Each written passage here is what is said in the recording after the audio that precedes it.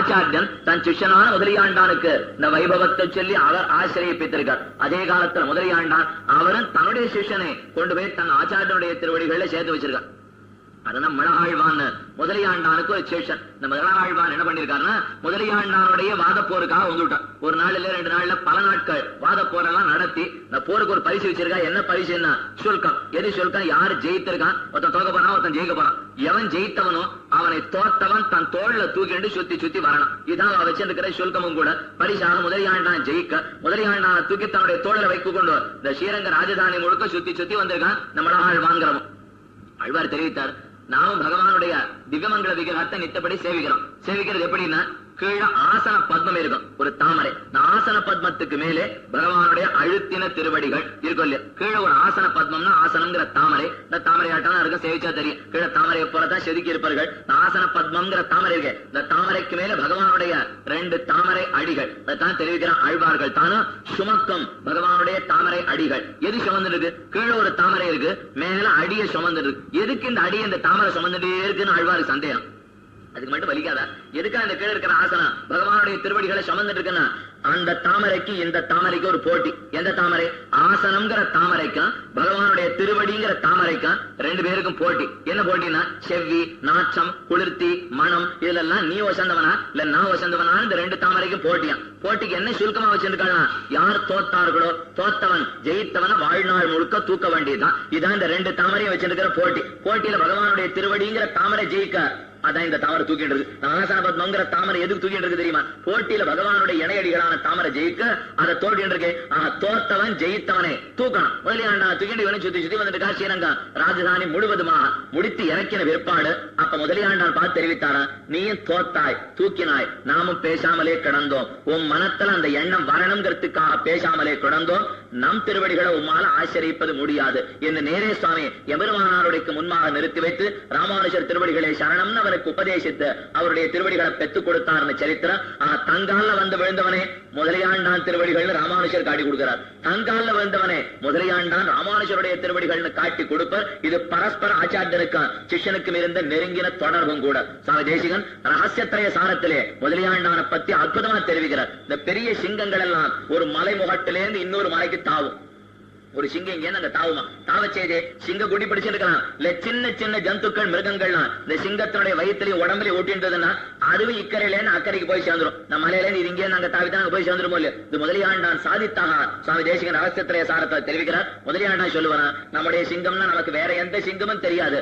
ராமானுஜ முனியங்கள் வேழம், ராமானுஜ முனி தான் நமக்கு வேழமே. செங்கல் சீயமே ராமானுஜன். சிவந்த கண்களோட கூடின சிங்கமும் ராமானுஜர் தான். நமக்கு ராமானுஜர் தான் சிங்கம், நமக்கு ராமானுஜர் தான் வேழம். எல்லாம் ராமானுஜராக இருக்க இந்த ராமானுஜருங்கிற சிங்கம் இக்கரையான இவ்வுலகத்திலிருந்து அக்கறையான பர்வதத்துக்கு தாவும். தாவ செய்தே அதனுடைய உடல்ல ஓட்டின் இருக்கிற நம்ம போன்ற ஜந்துக்களும் இக்கரையிலேருந்து அக்கறைக்கு போய் சேர்ந்துடுவோம் என்று முதலியாண்டான் தெரிவிப்பான். இந்த சம்சாரத்திலிருந்து அக்கறையான உயர்ந்த பர்வதத்தை சென்று கிட்டணும்னா இந்த சிங்கம் தாவணும். இந்த சிங்கம் தாவ செய்தே அதனுடைய திருவுடம்புல திருமேனியில ஓட்டின் இருக்கிற துகள்கள்லாம் போய் சேரலையா. அதே போல நம்ம போன்றவர்களும் சென்று சேருவோம்னு சாதிப்பான் முதலியாண்டான்.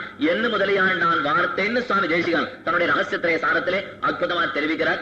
ஆச்சாரியனுடைய திருவடிகள் உத்தாரகங்கிறதுலே நியத்தராக நிரத்தராக இருந்தவர் முதலியாண்டானும் கூட. ஆச்சாரிய புருஷன், ஆச்சாரிய புருஷன் இன்னைக்கு பார்த்தோம்னா இந்த முதலியாண்டான் சுவாமி சிஷ்ய வர்க்கம்னா இவ்வளவு கிடையாது. ஆச்சாரிய சார்வபௌமராகத்தான் முதலியாண்டானே தானும் இருந்திருக்கிறார். எம்பெருமானாருக்கு என்ன சொன்னானா, இன்னைக்கு யார் எம்பெருமானாருடைய சிஷ்யம் பரம்பரை இருக்கான்னு கேட்டோம்னா ஒருத்தரும் பரம்பரை இருக்குன்னு சொல்ல முடியாது. எதிராஜர்னா எல்லாருக்கும் அவரை சுவாமின்னு ஒத்துடுவாரே தவிர அவருடைய சிஷ்யனா ஆனாலும் வந்திருக்காளா இல்ல அவர் ஸ்தானத்துல யாரானும் இருக்காளான்னு கேட்டா கிடையாது. ஆனா அவரவர்களுடைய சிஷ்யர்களான 74 சிம்ஹாசனாதிபதிகளை சுவாமி எம்பெருமானார் அமைத்து போன இந்த முதலியாண்டான்கிறவர் பிரதான சிஷ்யனாக இருக்க இந்த முதலியாண்டானுடைய சந்ததியர்கள்லாம் இன்னைக்கும் இருக்கிறார்கள். இந்த முதலியாண்டானுக்கு சிஷ்ய சமிருத்தி ரொம்ப அதிகம். அவர்கள் சிஷ்யர்கள் எத்தனையோ பேர் இருக்கா. இதுல என்ன எடுத்து விசித்திரமான ஈஸ்வர சங்கல்பம். ஒரு நாள் முதலியாண்டான் எங்கேயோ பரவிட்டு ஊருக்கு போனோம். போக செய்து எம்பாருங்கிறவரை தெரிவித்த கோவிந்த பெருமாள் மருமகன் தான். 2 பேரும் ஒருத்தருக்கு ஒருத்தர். பெரிய திருமலம்பிகளுக்கு எம்பாரு மருமகன். திருப்பி திருப்பி எதுக்கு சொல்றேன்னா மறந்து போகணும். யாருக்கு எதுக்கு உறவு சொல்லிட்டே இருக்கேன். அந்த உறவு தெரிஞ்சுக்கணுங்கிறது இப்ப அவசியம் இல்லை. ஆனா நம்ம உறவு தெரிஞ்சுக்க வேண்டாம், அவர்கள் உறவு தெரிஞ்சுதாகணும். ஒரு ராமானுஜருடைய திருமேனி சம்பந்தம் ஒருத்தருக்கு இருக்குன்னா அதை கண்டு நாம ஆனந்தப்பட வேண்டாமா. அவர் பெற்றதே அந்த வைபவம் தான். எம்பார் அவர் பெரிய திருமலம்பிகளுக்கு மருமகனாக இருக்க எம்பார் என்ன பண்ணிருக்காருன்னா இந்த சிஷ்யால் பேசாம இருந்திருக்கணும். முதலியாண்டானுடைய சிஷ்யர்கள், இந்த முதலியாண்டானுடைய சிஷ்யர்கள் போய் எம்பார் இடத்துல ஆறுதல் சுட்டான். அவரை ஆசிரியத்து கிடக்க எம்பார் அவர்களை பஞ்சசம்காரத்தை பண்ணி வைத்து தன்னுடைய சிஷ்யர்களாகவே அங்கீகரித்து அவர்களிடத்துல பணிவிடையெல்லாம் கொள்ள ஆரம்பிச்சுட்டார். ஊருக்கு போனாரே முதலியாண்டான். கொஞ்ச நாள் கழிச்சு திரும்பி வந்தார். திரும்பி வந்து சிஷ்யாவை கூட்டு பார்த்தா அவளை கைங்கரியம் பண்ணா ஏற்கனவே திருவிலட்சணை சாதித்திருக்கான், சமாஷன் ஆயிரக்காப்புல இருக்கு, என்னதுன்னு புரிஞ்சுட்டான் முதலியாண்டான். இவர் கூப்பிட்டு விசாரித்த உடனே இப்படி தாங்கிறதை எம்பாரும் தெரிஞ்சுட்டார். கூட்டமா ஓடி வந்தார் எம்பார் முதலியாண்டான் இடத்து. அபச்சாரம் பண்ணிட்டோம், சுவாமியினுடைய சிஷ்யர்களை போய் நான் அழைத்து பணிவித்துக் கொண்டே நான் பண்ணது பெரிய அபச்சாரம் தான் என்று தெரிவித்தாரா எம்பார். முதலியாண்டான் மெதுவா பார்த்து சொல்லியிருக்கார். ரொம்ப அழகான சரித்திரமும் கூட.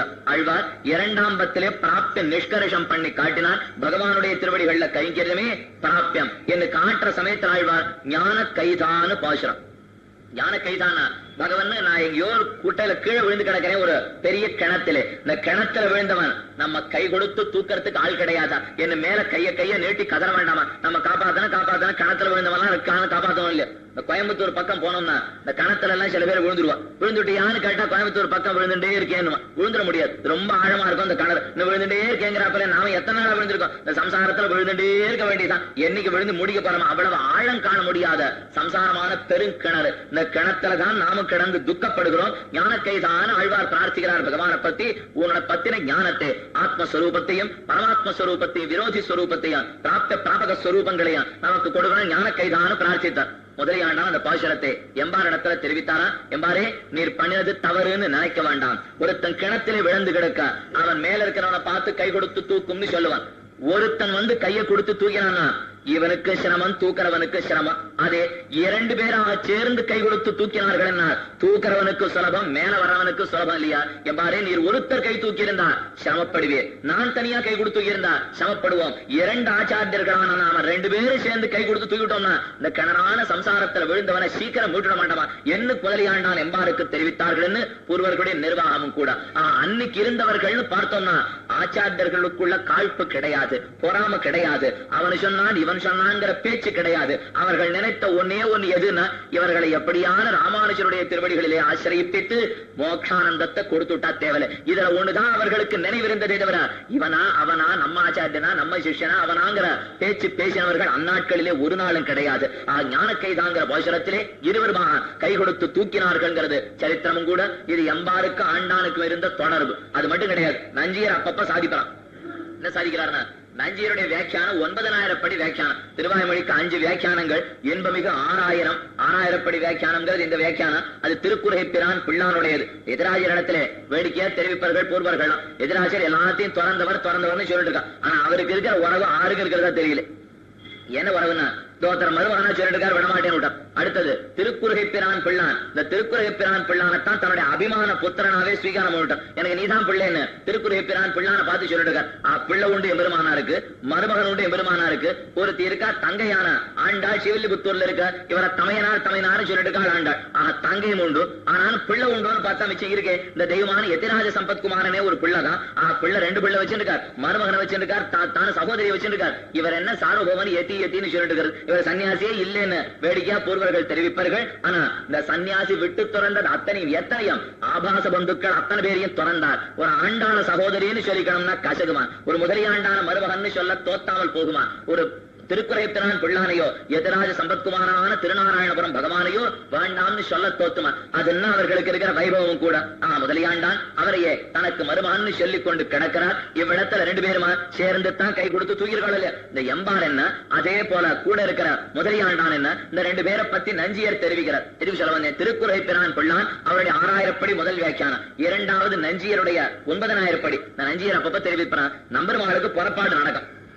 புறப்பாடு நடந்தா பின்னாடி எல்லாரும் அணு யாத்திரையா போயிட்டே இருக்கான். அணு யாத்திரைனா முன்னாடி யாத்திரை பகவானுடைய புறப்பாடு, பின்னாடி அணு யாத்திரை. நாம் எல்லாரும் பின்னாடி போறோம். யாத்திரை ஏன தாத்தா கச்சதி தேன அணுகச்சதி. முன்னாடி தாத்தா நடக்க, பின்னாடிதான் நாம் எல்லாரும் போறோம் இல்லையா? இவாளும் போயிட்டு இருப்பான். முதலியாண்டான் என்ன எம்பார் என்ன இவர்கள் எல்லாம் பின்னாடி போயிட்டே இருக்கா. புறப்பாடெல்லாம் நடந்து முடியும். நடந்து முடிந்த உடனே பகவான் சன்னிதானத்தில் எழுந்துள்ள இந்த முதலியாண்டான எம்பாருமா துவஜஸ்தம்பத்தை அடிக்கு வந்து ஒத்தருக்கொத்தர் கட்டி தழுவிக்கொண்டு ஆகாசத்துக்கு பூமிக்குமா குதிக்க ஆரம்பிச்சா. பார்த்த நஞ்சியருக்கு ஒண்ணும் புரியல. இவர் என்ன எம்பார் ஒரு சன்னியாசி, இந்த முதலியாண்டாங்கிற இவ்வளவு விரக்டாகிரேசர், இவன் 2 பேர் நம்ம கட்டிக்கிறான், ஆலிங்கனம் பண்ணிக்கிறான், கூத்தாடுறாளே எதுக்குன்னு புரியாம கிட்டக்க போய் கேட்க, இந்த துட்டமான தேசத்துல உலகத்துல இந்த துட்டமான காலத்தை நம் பெருமாள் நம்முடைய பெருமாள் புறப்பாடு கண்டுரளி ஒண்ணு தீங்கு நேராம உள்ள போய் சேர்ந்தானே ஆனந்தப்பட்டு கூத்தாடினோம் என்ன முதலியாண்டாரும் எம்பாரும் பேசிக் கொள்வார்கள் என்று நஞ்சியர் தான் நிர்வகித்து போருவர். பகவான் வந்துட்டார், இவர்கள் லஜ்ஜ பாக்குறது கிடையாது. இதுலதான் விரக்தியை தவிர அவன் விஷயம் எதுவாக இருந்தாலும் அதுல ஒரு நாளும் இவர்களுக்கு விரக்தியானது கிடையாது. மதியமென்னில் விட்டு அகலவும் பொதியமென்னில் இகழ் வரவும். பகவான் உன்னுடையதுன்னு எதை நினைத்தாலும் எதையும் நான் விடுறதா இல்லை, என்னுடையது நினைத்தா எதையும் பத்துவதாகவும் இல்லை, நம்முடையது நினைத்தா பத்துறதில்லை, அவனுடையது நினைத்தா விடுவது கிடையாது. இப்படி இருந்த மகனியர்கள் தான் சுவாமி குரத்தாழ்வானோ முதலியாண்டானோ போன்ற பெரியவர்களும். இந்த குரத்தாழ்வான் மற்றொரு இடத்திலே முதலியாண்டானுடைய வைபவத்தை காட்டுறான். பட்டர் சின்ன குழந்தை நேதி பிறந்திருக்காங்கிறது கடைசியில சொன்னார். இந்த பட்டருக்கு தானே அழைத்து அனுப்பிவித்தான், பாடசாலைக்கு போகணும், குழந்தை அனுப்பிச்சார் குரத்தாழ்வான். குழந்தை பாடசாலைக்கு போச்சு. மறுநாள் வந்த உடனே பொழுது விடிந்தா பாடசாலைக்கு போன முடியல. தாப்பனாரே நான் போக மாட்டேன், பட்டர் விளையாடிட்டு இருக்கார். குழந்தை பாடசாலைக்கு போலையானா எப்ப தெரிஞ்சுக்கிறது? அருளிச்செயல் சண்டைகள் தெரிஞ்சுக்க வேண்டாமா? வேதாத்தியனம் பண்ண வேண்டாமா? எப்பனே அர்த்தத்தை தெரிஞ்சுக்க போறாய், ஏன் போக மாட்டேங்கிறான்னு சொன்னா இந்த வட்ட சமாதானம் சொல்லியிருக்கார். நேற்றுக்கு ஒரு 100 பாட்டு சொல்லி கொடுத்தா, நான் 2வது நாள் போனாலும் அதே 100 பாட்டை சொல்றேன். 2வது 100 பாட்டு சொன்னா நான் கத்துன்னு வருவேன். நேற்றுக்கு சொன்ன 100 பாட்டு இன்னைக்கு சொல்றாங்க. நேற்றுக்கு இல்ல, நம்ம ஒரு மாசம் சொன்னா கூட அந்த 100 பாட்டு வரப்போறது கிடையாது. பட்டருக்கு ஏகசந்தா கிராகின்னு பேர். ஒரு தடவை சந்த சொன்னா அப்படியே திருப்பி சொல்றார். 2வது தடவை சந்த சொல்ல வேண்டிய அவசியம் கிடையாது. இந்த குழந்தை சரி ஒத்துரும் சொல்லிக்க வேண்டாம், நானே சந்த சொல்லி கொடுக்கிறேன்னு குரத்தாழ்வான் குழந்தைய பக்கத்துல உட்காந்து வச்சு சந்தை சொல்லி கொடுத்துருக்கார். அப்ப இந்த பாசுரம் வந்து ஆழ்வாருடைய பாசுரம். மிகுஞான சிறுகுழவியான பெரியோர்கள்லாம் என்ன பண்ணுவார்கள்? சிறுமா மனுஷராய் என்னை ஆண்டார், சிறு மா மனுஷராய் என்னை ஆண்டார்னு ஆழ்வாருடைய பாசுரம். சிறுமா மனுஷர்னு சொல்லியிருக்கார். இதை சந்தை சொல்லிருக்காரு. சிறுமா மனுஷராய் சிறுமா மனுஷராய் சிறுமா மனுஷராய் சொன்ன இந்த குழந்தை சிறுமா மனுஷராய் முதல் தரம் சொல்லிது, சிறுமா மனுஷராய் 2வது தரம் சொல்லிது, 3வது தரம் சொல்றதுக்குள்ளே ஐயனே ஒரு சந்தேகம்னு சொல்லிட்டார். பட்டர் 5 வயசு குழந்தை. சந்தேகமா சந்தை சொல்லி இத்தனை காலக்ஷேபம் பண்ணி 55 வயசு கூட சிறுமா மனுஷர்னா என்னன்னு புரியறது இல்லை. ஆனா இந்த பட்டன் 5 வயசு பிடிச்சு கேட்டிருக்க. சிறுமா மனுஷராயின்னு பாசுரத்தில் இருந்தா நமக்கு அர்த்தம் சரியா புலப்படல. எதனால? ஒண்ணு சிறு மனுஷராயின்னு சொல்லட்டும், இல்ல மாமனுஷராயின்னு சொல்லட்டும். ஒருத்தனை பார்த்து நீ சிறியவனாகவும் பெரியவனாகவும் இருக்கிறான்னு சொல்ல முடியுமா? ஒன்னொருத்தன் சின்னவனா இருக்கணும், இல்ல பெரியவனா இருக்கணும். பருத்து இருக்கலாம், இழைத்திருக்கலாம், உயரமா இருக்கலாம், குட்டையா இருக்கலாம். நீ உயரமாகவும் குட்டையாகவும் இருக்கிறாய், நீ பருத்தும் மெலிந்தும் இருக்கிறாய் என்ன யாரை பார்த்தும் சொல்றதுக்கு முடியாது. ஆனா அழ்வா பாஷா சிறுமா மனுஷராயின்னு இருக்கே. சிறுமை உண்ட இடத்திலே பெருமை இருக்க முடியாது, பெருமை உண்டான இடத்திலே சிறுமை இருக்க முடியாது. பாஷன் நமக்கு புரியலையேன்னு கேட்டிருக்கார் பட்டர். புறத்தாழ்வான் தெரிவித்தாரா? குழந்தை கேட்கிற கேள்வி நல்லா தான் கேட்டிருக்காய், ஆனா அர்த்தம் என்ன பூர்வர்கள்லாம் நிர்வகித்து காட்டியிருக்காள்னா, சிறுமா மனுஷரா என்னால் சிறுமையும் பெருமையும் ஓரிடத்திலே அன்வயிப்பது அன்னு. சிறுமைங்கிறது வேறு விஷயத்திலே, பெருமைங்கிறது வேறு விஷயத்திலே. ஒருத்தனை பார்த்து சொல்றோம் உயரமாக இருக்கிறான், கருப்பாக இருக்கிறான், சொல்றதுல தவறு கிடையாது. நேத்திக்கு பருத்திருந்தான், இன்னைக்கு மெலிந்திருந்தான், சொல்றதுல தவறு கிடையாது. மெலிந்திருக்கிற கண்ணனும் பருத்திருக்கிற வராகனும் சேர்ந்து போனார்கள் சொல்றதுல தவறு கிடையாது. இது எதுலையுமே தவறு வராது. அதே போல ஆழ்வார் என்ன பண்ணிருக்கா தெரியுமா? சிறுமைங்கிறது வேறு விஷயத்திலே, பெருமைங்கிறது வேறு விஷயத்திலே. எதுல சிறுமை? வயத்திலே சிறுமை, பெருமை கீர்த்தியிலே பெருமை. கீர்த்தியிலே பெருத்து வயதிலே இழைத்திருப்பார்கள். ஆற போல புறத்தாழ்வான் யாரவனா சொல்லிட்டு போயிருக்கலாம் இல்லையா? ஆற போலே நம் முதலியாண்டான போலும் எம்பார போலும் அருளான பெருமாள் எம்பெருமானார போலும் மூர்த்தியாலே சிரித்து கீர்த்தியாலே பெருத்திருப்பார்கள் காட்டியிருக்காங்க. மூர்த்தியில வயசாலே சிரித்து கீர்த்தியால பெருத்த வைபவங்கிறது முதலியாண்டானுக்கு உண்டான வைபவம். தன்னுடைய குழந்தையான பராசரவட்டர் குரத்தாழ்வான கேட்க குரத்தாழ்வான் முதலியாண்டானையே உதாகரித்து இந்த பாசுரத்துக்கு அர்த்தமாக காட்டினார்கிறது நம்மளுடைய ஈட்டினை காட்டப்பட்ட அபிப்பிராயம். இது முதலியாண்டானுக்கு இருந்த வைபவமும் கூட. ஆண்டானு குரத்தாழ்வானுமா அடியார்களுக்காக நிறைய இடத்துல எத்தனையோ விஷயங்கள்லாம் காட்டியிருக்கா. காட்டின இடம்ங்கிறது முதலியாண்டா தெரிவிப்பார. ஒரு திருடன் திருடன்னு சொல்லணும்னா 4 திருடன் நாம் அறிந்த திருடன் தெரிவிப்பாராம். அதாவது 4 திருடன் நாம் அறிந்த திருடன். யாரு திருடன்? அபகாரி. எதை அபகரிக்கிறான் திருடன் என்னால்? ஆத்மாபகாரி, அடுத்தது குணித்வாபகாரி, அடுத்தது கடைசியாக பரத்வாபகாரி, 4வது விபூத்தியபகாரி. 4 அபகாரிகள், 4 திருடர்கள் உண்டு முதலியாண்டான் சாதிப்பான். என்ன 4 பேர் என்ன திருடுறான்னா, முதல்ல பண்றது ஆத்மாபகாரி. அவன் நினைக்கிறான் தன்னுடைய ஆத்மா சுதந்திரன், நான் யாருக்கு அடிமைப்பட்டவன் கிடையாது, நானே பெரியவன், ஈஸ்வரோகம் போகி ஆட்யா அபிஜனானஸ்மி குலீனா, நானே பெரியவன் சொல்றான் இல்லையோ. தன்னை சுதந்திரன் நினைத்தா அவன் தன் ஆத்மாவை தானே திருடிண்டு போயிடுறான்னு அர்த்தம். பகவானுக்கு சொத்தான ஆத்மாவை அவனுடைய சொத்துன்னு ஒத்துக்கொள்ளாமல் என்னுடையது என்னுடையதுன்னு எடுத்து போயிடானே, இவன் தான் திருடன், முதல் திருடன்.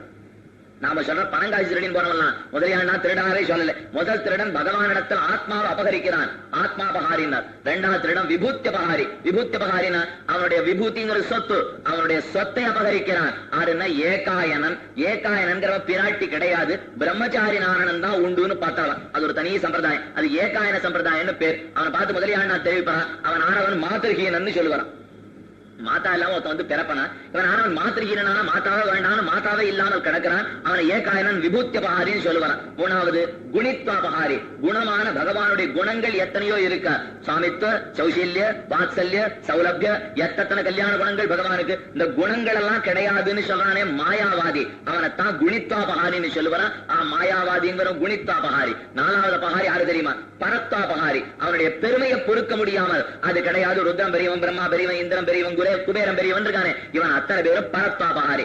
ஆத்மாபகாரி, குணித்வாபகாரி, பரத்வாபகாரி, விபூத்தியபகாரி என்ன 4 அபகாரிகளை சாதிப்பனா சுவாமி முதலியாண்டான். நீங்க திருடரிடத்துல ஜாகிரதையா இருக்கணும்னா தன் அடியார்களிடத்துல சொல்லுவனா, இந்த 4 திருடர்களிடத்துல ஜாகிரதையா இருங்க. மத்த திருடாள்லாம் ஒண்ணும் பண்ண மாட்டான், மிஞ்சி போச்சுன்னா 10 நேரம் எடுத்துன்னு போவா, நாளை திரும்பி வந்து அத்தனை பணமா. ஆனா இது போயிடுதுன்னா இதை திருப்பி கொண்டு வர நம்மால முடியாது. இத்திருடர்களிடத்திலே ஜாகிரதையா இருங்கோன்னு முதலியாண்டான் சாதிப்பர்னு சம்பிரதாயம். இவர் எவ்வளவு தூரம் ஆழங்கால் பட்டிருக்கார் பகவானிடத்திலே. ஆழ்வார்களுடைய பாசுரங்களிலே ரொம்ப அழங்காற்பட்டவர் முதலியாண்டார். எங்கே கண்டோம்னா வங்கீபுரத்தின் நம்பி என்பார். அவர் ராமானுஜருடைய சச்சிஷர்களுக்குள்ளே ஒருத்தர். இன்னைக்கும் வங்கீபுரத்தை நம்பியினுடைய வம்சத்தவர்கள்லாம் திருநாராயணபுரத்திலே இருக்கிறார்கள். ராமானுஜருடைய திவ்யமான மங்கள விக்கிரகம். ராமானுஜருக்கு 3 விக்கிரகங்கள் உண்டு. ஸ்ரீபெரும்புதூர்ல ஒரு விக்கிரகம், ஸ்ரீரங்கத்துல ஒரு விக்கிரகம், திருநாராயணபுரத்துல ஒரு விக்கிரகம். இந்த 3 விக்கிரகம் ஸ்ரீரங்கத்தில் இருக்கிறது தானான திருமேனி, திருநாராயணபுரத்தில் இருக்கிறது தமருகந்த திருமேனி, ஸ்ரீபெரும்புதூர்ல இருக்கிறது தான் உகந்த திருமேனி. தானாக, தான் உகந்ததாக, தமருகந்ததாக நம் 3 திருமேனிகள் 3 திவ்ய உண்டு. நம் 3 திருமேனியில 2 திருமேனியை ஏரியுரட பண்ணது ஆறுன்னா, இந்த முதலியாண்டானுடைய குமாரனுக்கு கந்தாடை ஆண்டான்னு பேர். இந்த கந்தாடை ஆண்டான்கிற பெரியவர் தான் எம்பெருமானாருடைய 2 திருமேனி ஏரியுரட பண்ணிருக்கார். இந்த கந்தாடை ஆண்டானுடைய குமாரனுக்கு தான் கந்தாடை தோழப்பர்னு பேர். இந்த கந்தாட தோழப்பர் தான் நம்பிள்ளையனுடைய சச்சிஷராகத்தான் இருந்திருக்கிறார். துண்ணுபுகை தான் கந்தாடை தோழப்பர். என்ன உலகாரியனோ என்ன உலகாரியன் என்னும் பேர் என்ன துலகத்தை நிகழ்ந்தென்னு சுவாமி மணவாளம் அவர்களுடைய உபதேச ரத்னமால அற்புத பாசுரம். முதலியாண்டான், கந்தாடையாண்டான், கந்தாடை தோழப்பர். அவர்கள் வம்சத்துல திருக்கோபுரத்து நாயனார். பெரிய வம்சமாக முதலியாண்டானுடைய வம்சம். இந்த வம்சத்தை பத்தி பேசணும்னா தனியா ஒரு நாள் வச்சுக்கலாம். அது பெரிய மரம். அந்த முதலியாண்டானுடைய வம்சம்ங்கிறது இன்னைக்கு பறந்து தழைத்திருக்கிறது. இவ்வளவு கிடையாது. அவ்வளவு பெரிய திருவம்சமாக அதுல ஒத்தொத்தர 1000 கைங்கரம் பண்ணிருக்கார் இந்த ஸ்ரீவேட்டா சம்பிரதாயத்துக்கா. தானும் முதலியாண்டான் இந்த கந்தாடையாண்டான் ஏரியோட பண்ணிருக்காள். இல்ல எம்பெருமானாருக்கு திருமேனிகள்னா இந்த திருமேனி 3 இடத்துல உண்டு. அதுல ஒரு திருமேனி தமரோகந்த திருமேனியாக திருநாராயணபுரத்துல சேவிக்கிறோம். திருநாராயணபுரத்துலதான் இந்த வங்கிபுரத்து நம்பிகளுடைய வம்சத்தவர்கள்லாம் இன்னைக்கே எம்பெருமானார் சந்நிதிக்கு திருவாராதனம் பண்ணிட்டு இருக்கா. அவர்களிடத்துல என்ன இருக்குன்னா, எம்பெருமானார் தான் கைப்பட எழுதி ராமானுஜன் என்று கையெழுத்து போட்ட ஒரு ஓலைச்சுவடை இன்னைக்கு அவர்கள் திருவாராதனத்துல வச்சிருக்கா. போனவாளே தெரியாதவா போன ஆரம் அப்படி அழைத்து சேவை பண்ணி வைக்க மாட்டான். வேணும்னு பிரார்த்தித்தோன்னு அழைத்து சேவை பண்ணி வைப்பார்கள். இந்த ஓலைச்சுவடியில மங்கின எழுத்துடைய மங்களாக ராமானுஜர் என்று தன்னுடைய கைப்படி கையெழுத்து போட்டிருக்கார் சுவாமி பெருமானார். இந்த கையெழுத்து ஓலைச்சுவடி இன்னைக்கு நாமும் சேவிக்கலாம். 1000 ஆண்டு பழையதான, 1000 இல்ல 980 வச்சுக்கோ. இந்த 980 ஆண்டுகள் பழையதான ராமானுஜருடைய ஓலைச்சுவடி. இந்த ஓலைச்சுவடியை சேவிக்கலாம். அது வங்கிபுரத்தை நம்பி. இந்த வங்கிபுரத்தை நம்பி முதலியாண்டான இடத்துல ஒரு பேச்சு பேசியிருக்கார். பேசினார்னா நம்பெருமாள் திருவோலக்கத்துல ஏதோ உற்சவத்துல இருந்த காலம். இந்த உற்சவத்துல இருந்த எல்லாரும் ஒரு பக்கம் நின்று சேவிக்கிறாள். முதலியாண்டான் இருக்கிறார், வங்கிபுரத்தை நம்பி இருக்கிறார். இந்த பெரியவாள்லாம் நின்று சேவிச்சிருக்கா. அந்த பக்கத்துல சாமானியர்களான ஸ்திரீகள், இந்த ஸ்திரீகள்லாம் பல பேர் நின்று சேவிச்சிருக்கா. இந்த வங்கிபுரத்தை நம்பி என்ன பண்ணா, இந்த கோட்டியை விட்டுட்டு நேரம் அந்த பக்கம் போய் நின்றுட்டார். கொஞ்ச நாள் ஆச்சு, சேவிச்சார், முடிஞ்சது. திரும்பி வந்தார். வந்தவர் பிடிச்சுன்னு கேட்டா, முதலியாண்டான் இங்க நின்றீர் வித்வத் கோட்டியிலே, இங்க இருந்து புறப்பட்டு அந்த இடத்துல போனீர், எதுக்காக போனீர்னு கேட்கார். ஒண்ணுமில்லை, ஜலம்ங்கிறது மேட்டிலேருந்து பள்ளத்தை நோக்கி தானே பாயாதா.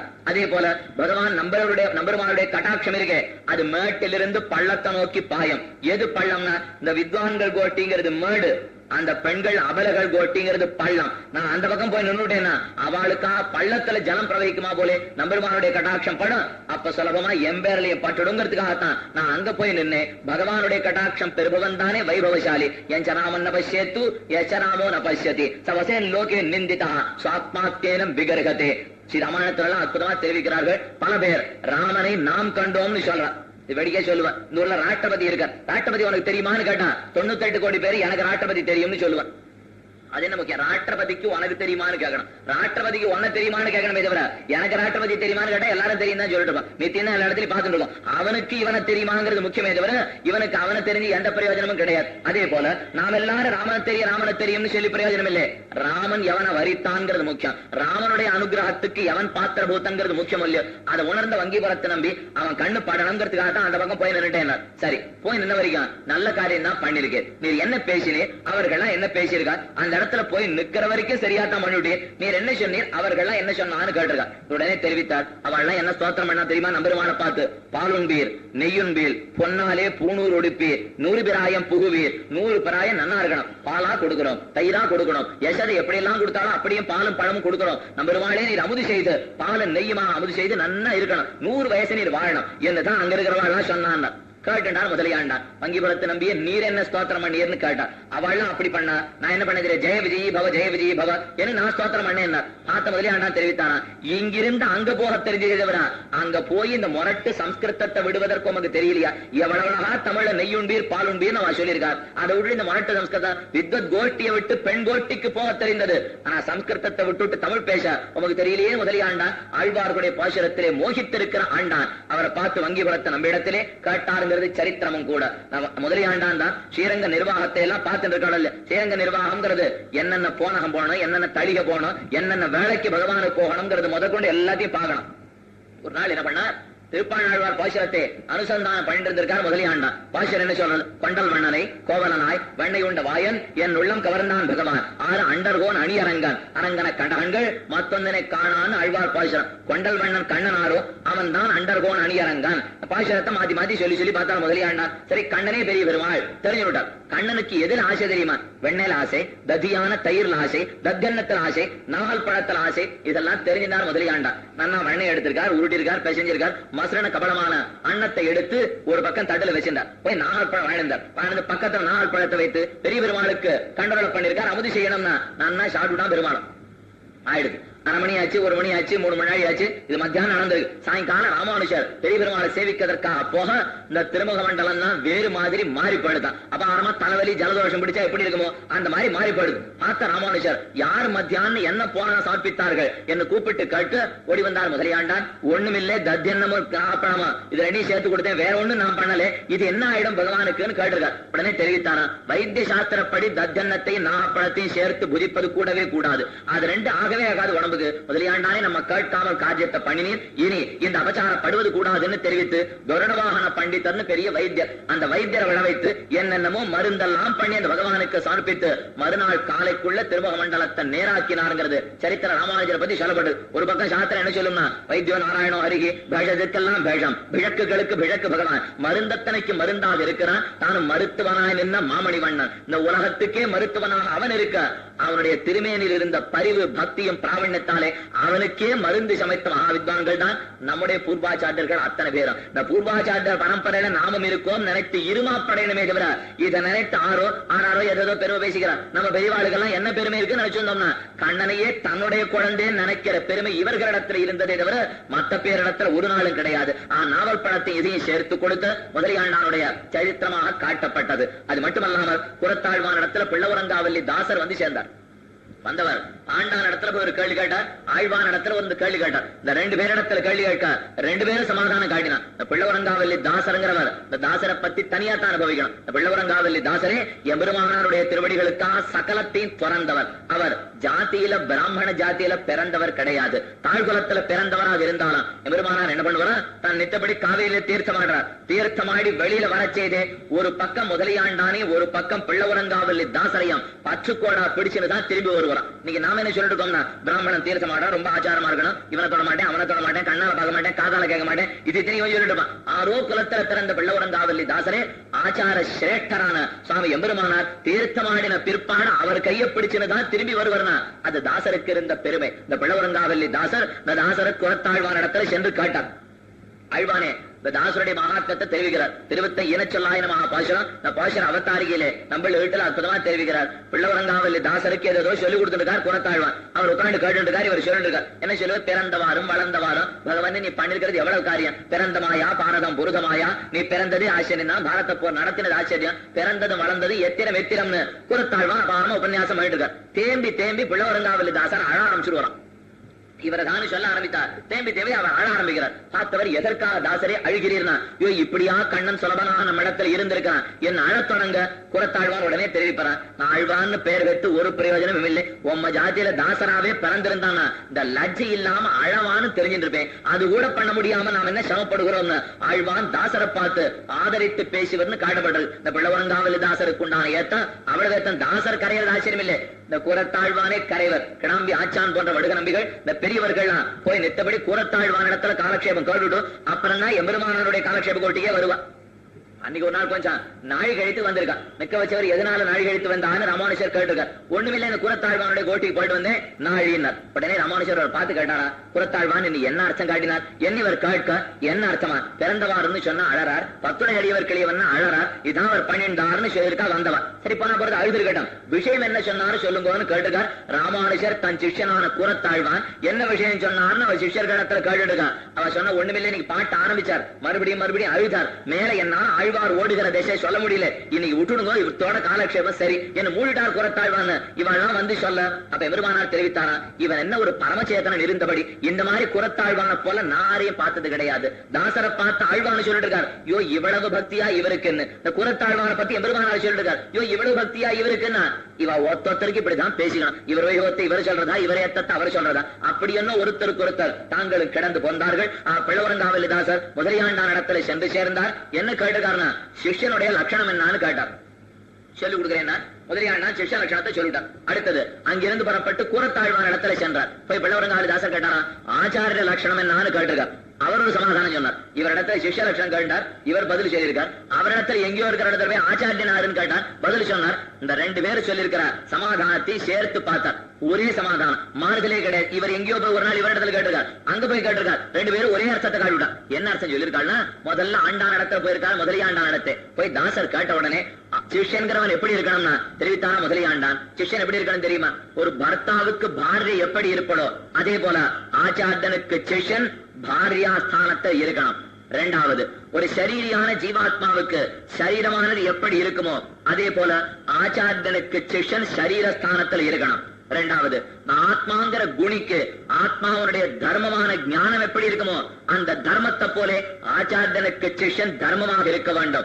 சிஷ்யன் இருக்க வேண்டியது பாரியா ஸ்தானத்திலே, சரீர ஸ்தானத்திலே, தர்ம ஸ்தானத்திலே, நம் மூணு ஸ்தானத்துலதான் சிஷ்யன் இருக்கணும்னு முதலியாண்டான் தெரிவித்தார். சிஷ்ய லட்சணத்தை கேட்டார். அங்கேருந்து நேர போய் சேர்ந்தார். நேர தாசர் சென்னு குறத்தாழ்வான இடத்துல பிரார்த்திக்க ஆச்சாரிய லட்சணம் என்னன்னு கேட்டான். அவன் ஆச்சாரிய லட்சணம் சொன்ன எப்படி இருக்கணும் தெரியுமா? இருக்க வேண்டியது ஆச்சாரியன் என்பான் பர்த்தாவை போலே, சரீரிய போலே, தர்மிய போலே ஆச்சாரியன் இருக்கணும்னு அவர் சொல்லிட்டார். இந்த ரெண்டு பேரும் இப்ப சேர்த்து பார்க்கணும். இவர் என்ன சொல்லியிருக்கார்? சிஷ்யன் எப்படி இருக்கணும்னா பாரியை போல இருக்கணும், சரீரத்தை போல இருக்கணும், தர்மத்தை போல இருக்கணும்னா. அவர் ஆச்சாரியன் எப்படி இருக்கணும்னா பர்த்தாவை போல இருக்கணும், சரீரிய போல இருக்கணும், தர்மிய போல இருக்கணும். இது மூணும் அவர் இருக்கணும்னு சொன்னார். இப்ப ரெண்டையும் சேர்த்து பார்த்தோம்னா ஆச்சாரியன் சிஷ்யனுக்கு என்ன சம்பந்தம் தெரியுமா?